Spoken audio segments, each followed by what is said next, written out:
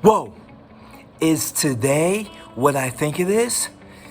Is it Monday? Is it Tuesday? Is it Thursday? No. Is it Friday? No, today is Wednesday. So you know what that means? It's time for art.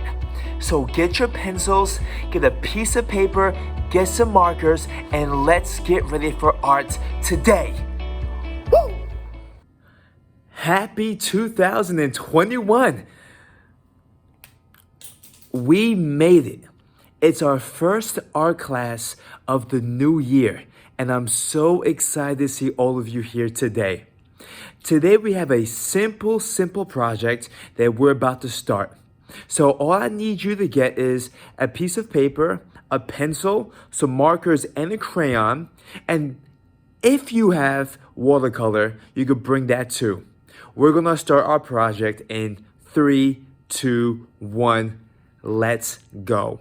Well, hey there, you cool cats and kittens, or should I say hello, my most amazing artists. I hope that you are having a fabulous day and are ready to create, because today we are going to be creating either a cute little winter kitten or dog inspired by the artist Angie Roselar. I'm really excited to share her work with you because she's an author and an illustrator, and one of her biggest inspirations are cats. I might have a little bit of an interesting cat myself. Today we're going to be using the elements of art, so we should probably review those real quick before getting started. Let's go over those. They are, that means you're about to repeat after me.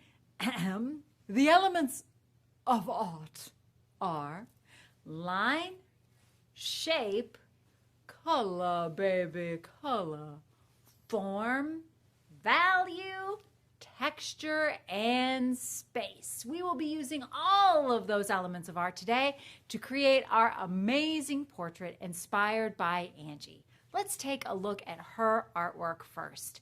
Oh, isn't it adorable? If you're a cat lover like me, then you will probably be a huge fan of her work.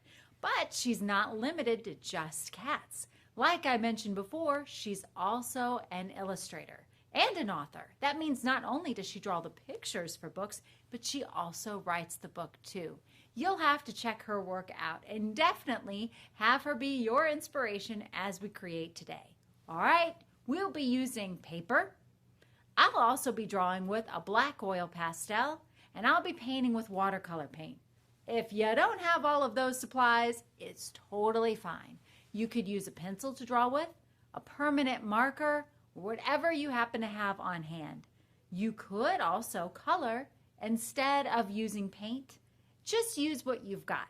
Just like an artist like Angie, masterpieces can be created with anything. You are only limited by your imagination. With that in mind, let's go ahead and dive right in. To get started, you'll need to have your paper being vertical or up and down. Find the middle of your paper and then go up just a little bit and draw a small oval. This will be our cat's nose. Once you have your oval, you can color it in. I'm coloring slowly and carefully so I can try to stay in my lines. Next up, we're going to make a vertical line that goes down. This is going to be our cat's muzzle. To make the mouth, I'm using a line that is curved. Now we have a cute little mouth and a nose for our cat. Next to my nose, I'm drawing a large circle.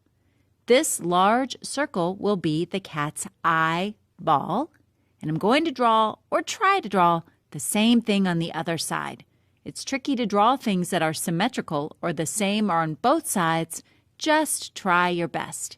Here's one circle for the pupil. I'll try to make the same thing on the other side. Now that I have my pupils, I can color my eyes in. Oh, but wait! If you want to get a little bit fancy, you could add an additional circle, and that could be for the highlight, the reflection of light in your cat's eye. If you draw something you don't like, before you crumple that paper up or try again, just keep going. Let's see if you can turn it into something amazing. If anything, you will learn the steps to know what to do when you try it again. Add eyelashes if you want to. You are the artist. You can decide. Drawing a little horizontal line above those two eyes. My students said it looked like a unibrow. I'm making a slightly longer horizontal line underneath my cat's chinny, chin, chin. Now I'm going to bend my line right here.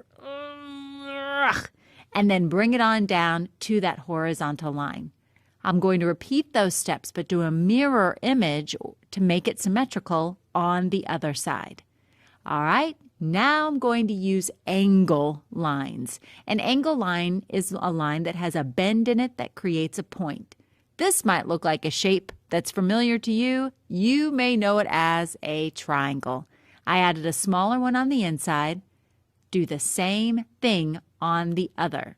So far, it's a pretty symmetrical drawing. It's exactly the same on both sides. Now, let's go ahead and work on that scarf. So to begin my scarf... Oh, what? I mean whiskers. Did I say scarf? Silly me. Whiskers are how a cat kind of feels its way around, especially when it's dark. Now maybe we can begin on that scarf. I'm going to make a nice thick scarf, so instead of making a perfectly vertical line, I'm going to curve the line a little bit, which will help my scarf appear to have form. I'm closing my scarf with a horizontal line. Now, my favorite thing is to create and draw patterns and designs. This is where you can get even more creative with your masterpiece. So think about your favorite scarf, a scarf that you wish you had. Think about all the lines and designs and patterns that you can create on it. Now I'm making a long rectangle and a short rectangle. These are the ends of my scarf. So I'm going to further decorate them, but you'll notice that my pattern is going a different direction because my scarf is hanging in a different direction. If you want to, you could add a little bit of texture. It's not really texture that you can feel. You're doing something called implied texture. You're showing that your scarf has something called fringe at the bottom. And fringe, if you touched it, has a little bit of a texture. You know, I mentioned I do love me some patterns, so here I am adding some more. Okay, now what we need to do is draw the rest of our cat's body. So find what's near the bottom middle of your paper and put a small dot there, one that's just for you to see. I like to practice drawing sometimes with my finger. I call this ghost drawing, but there's nothing scary about it. You're just practicing a little bit before diving in.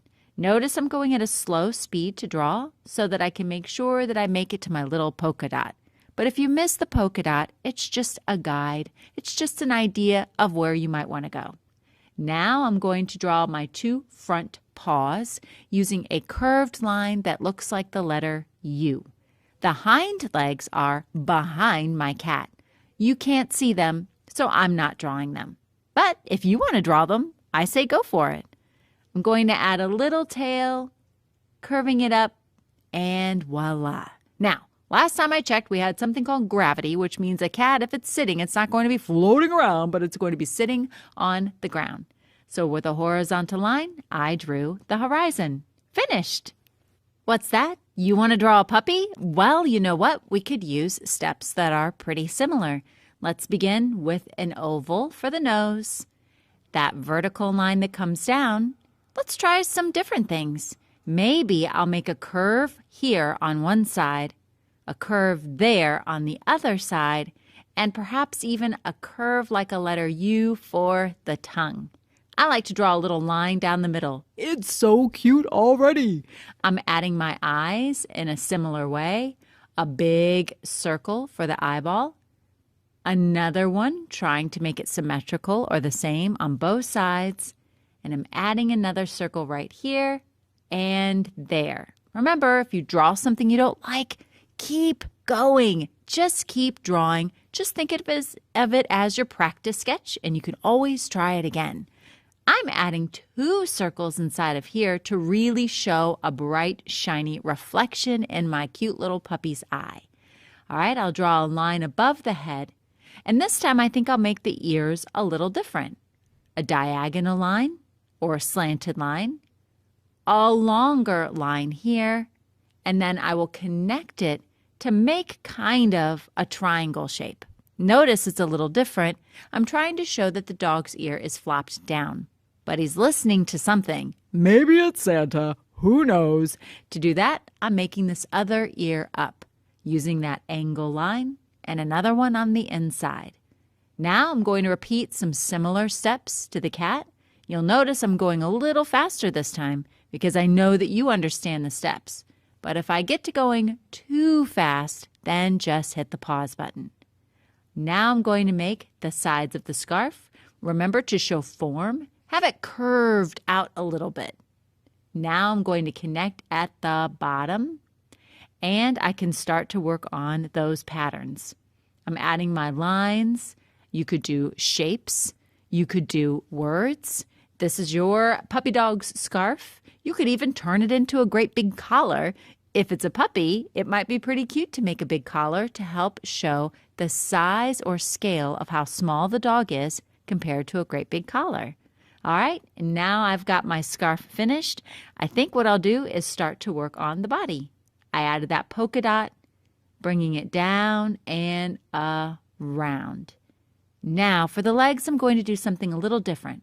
I'm going to draw a vertical line here, 2 short vertical lines on either side, and maybe some smaller ones on the inside for the paws.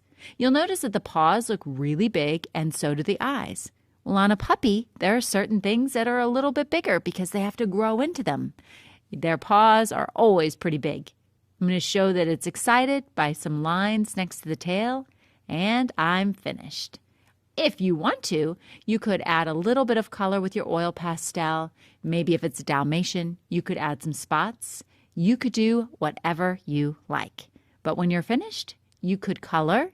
You could use markers, colored pencils, whatever art supplies you have. I'm going to be using watercolor paint. When you're using watercolor paint, you always have to do what I call waking up the paint. To wake up the paint, to get it nice and juicy for you to paint with, you'll want to just kind of splash a little bit of water in each color. Now that all of my colors are ready to be painted, I'm going to begin by painting my sky. You could use one color for your sky. You could use a variety of colors for your sky. It's up to you. But when you're using watercolor paint, if you want the colors to have a darker value, then you just need to add more color to your brush. If you want the color to have a lighter value, then you would just add more water to your brush. Your brush should always move really smoothly over your paper, like a ballerina gliding across a paper. If ever your paintbrush makes a scratchy line, it's trying to tell you that it's thirsty and it needs more water. There should never be scratchy lines on your paper with watercolor paint. It should always be like what you see here, very smooth. And you'll notice that if it starts to get not so smooth on my paper, I always add a little bit more water. When you're changing color, it's important that you don't mix up all of your colors on your tray. Look how clean my paint tray is. I want to keep it that way. So I always wash my brush. Sometimes I'll wipe it on my little sponge to get off the extra dirty water. Sometimes I won't, but I always make sure to wash it in the water first. Again, you want that color darker? Add more paint. A little bit lighter? Add more water. I'm doing all the cool colors, except for green, in my sky. I want it to look like a brisk, wintry morning. Now, I'm using a pretty big brush because I'm painting a large space. In a moment, when I paint something a little smaller, I'll switch to my smaller brush. But I just can't resist painting my cat first. You could leave your cat white. You could paint it orange, like an orange tabby cat. That's how I'm painting mine. You could paint it gray, or maybe your cat has spots. It could paint it like a cat that you know, Maybe a cat that lives in your house. or you could make it a cat that you've always wanted. It's up to you. You might want to, however, let the sky or the background dry first. Sometimes I've noticed with watercolor paint, if 2 colors that are wet bump into each other, by the way, that's called wet on wet, the colors will mix together, just like you see that I did with my sky. On my sky, it looks beautiful and I wanted it to happen. But on my cat, I might not want those colors to mix together. So for that reason, I might want to consider doing something called wet on dry. That means I'm painting with wet paint, but my paper itself is dry. That's up to you. You are the artist. Like I always say, you get to decide. Once your cat is finished, then you can work on painting the scarf, maybe the eyes and the ears, and a little bit of a shadow underneath. Now I'm going to speed up a little bit, and you'll notice that I've changed my brush size to a little bit smaller since I'm painting those smaller details. Always cleaning my brush, always taking care to make sure that my paint tray stays nice and clean. I know your cats and your dogs sitting outside in the cold, cold snow are going to turn out amazing. A special thanks to our inspiration artist for giving us such great ideas. Inspiration and great ideas can be found everywhere. You just have to be looking for them. Have so much fun creating.